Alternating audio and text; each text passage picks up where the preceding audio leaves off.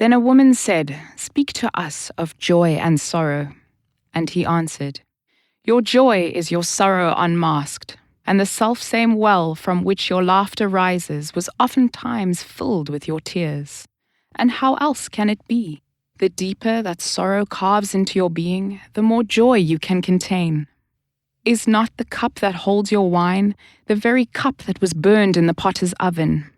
And is not the lute that soothes your spirit the very wood that was hollowed with knives? When you are joyous, look deep into your heart, and you shall find it is only that which has given you sorrow that is giving you joy. When you are sorrowful, look again into your heart, and you shall see that in truth you are weeping for that which has been your delight. Some of you say, joy is greater than sorrow, and others say, nay, sorrow is the greater. But I say unto you, they are inseparable. Together they come, and when one sits with you at your board, remember that the other is asleep upon your bed. Verily you are suspended like scales between your sorrow and your joy. Only when you are empty are you at standstill and balanced. When the treasure keeper lifts you to weigh his gold and silver, needs must your joy or your sorrow rise or fall. Then a mason came forth and said, "Speak to us of houses." And he answered and said, "Build of your imaginings a bower in the wilderness ere you build a house within the city walls. For even as you have homecomings in your twilight, so has the wanderer in you, the ever distant and alone. Your house is your larger body. It grows in the sun and sleeps in the stillness of the night. And it is not dreamless. Does not your house dream? And dreaming leave the city for grove or hilltop? Would that I could gather your houses into my hand, and like a sower scatter them in forest and meadow.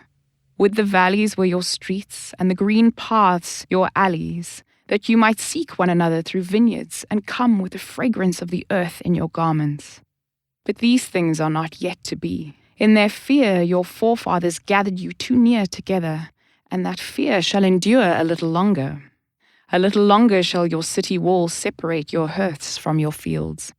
And tell me, people of Orphalese, what have you in these houses? And what is it you guard with fastened doors?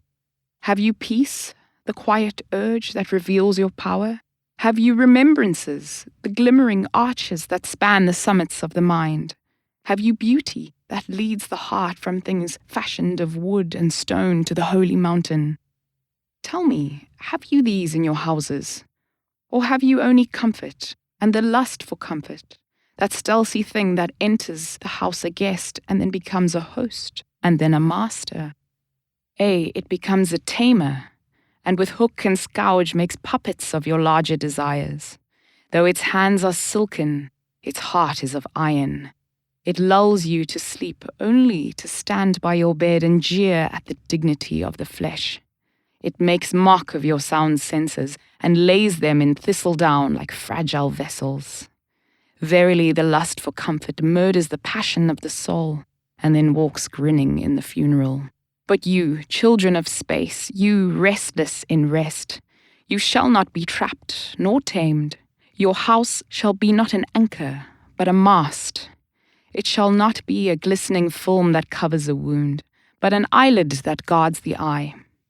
You shall not fold your wings that you may pass through doors, nor bend your heads that they strike not against a ceiling, nor fear to breathe lest walls should crack and fall down. You shall not dwell in tombs made by the dead for the living. And though of magnificence and splendor, your house shall not hold your secret, nor shelter your longing. For that which is boundless in you abides in the mansion of the sky, whose door is the morning mist, and whose windows are the songs and the silences of night.